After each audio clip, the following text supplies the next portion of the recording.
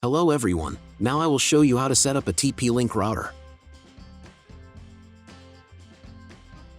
And before we start, I want to say that if my video will help you, please support my work.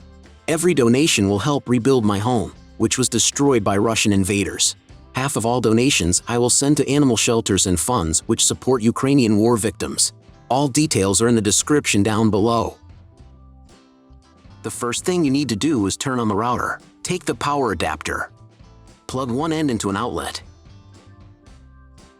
and the other into the router.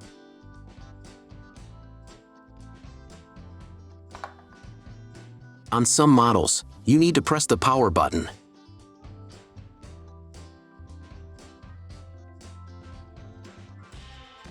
When the router turns on, the indicator will light up. Then connect the cable from your broadband provider to a special port. This port is usually signed as WAN or Internet, and usually it has a different color. Each cable should be inserted until it clicks. Next, insert one end of the Ethernet cable that comes with the router into one of the LAN ports.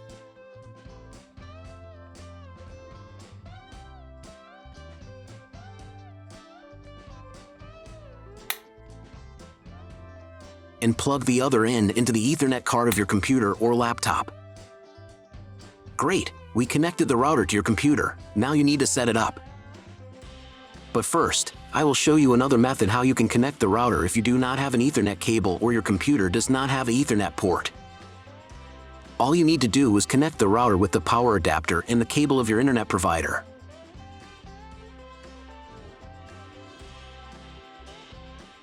When you do this, your router will immediately distribute Wi-Fi, but the internet will not be available. If the router is new and has never been configured, the Wi-Fi network will be with the name of your router.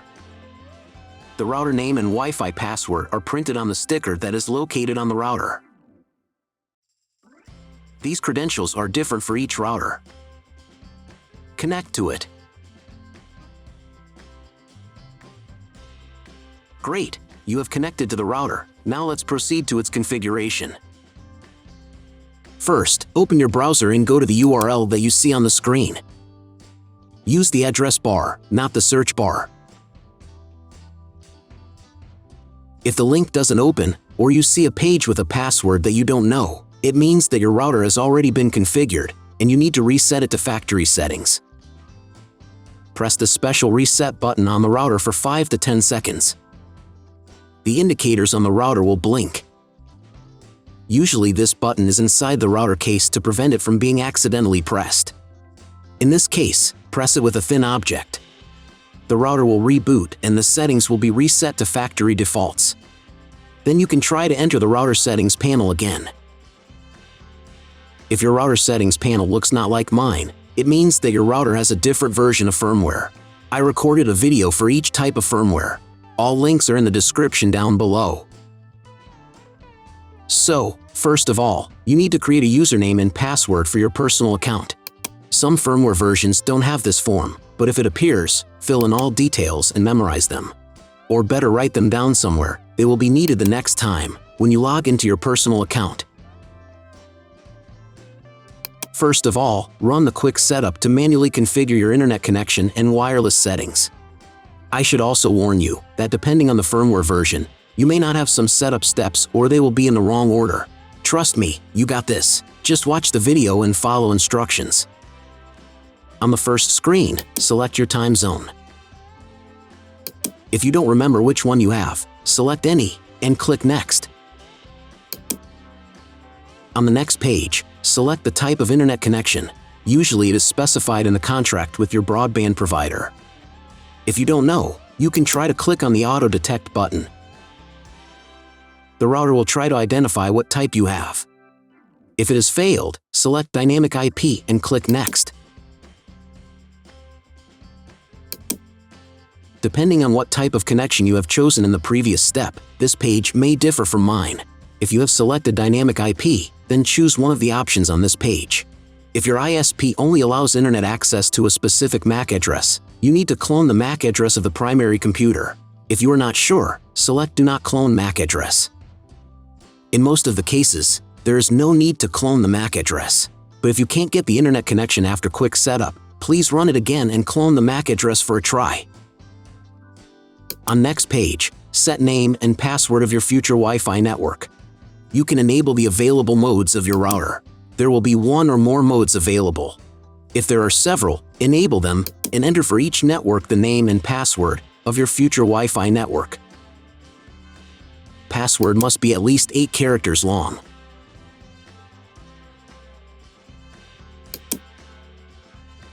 When you write the credentials, click on the Next button.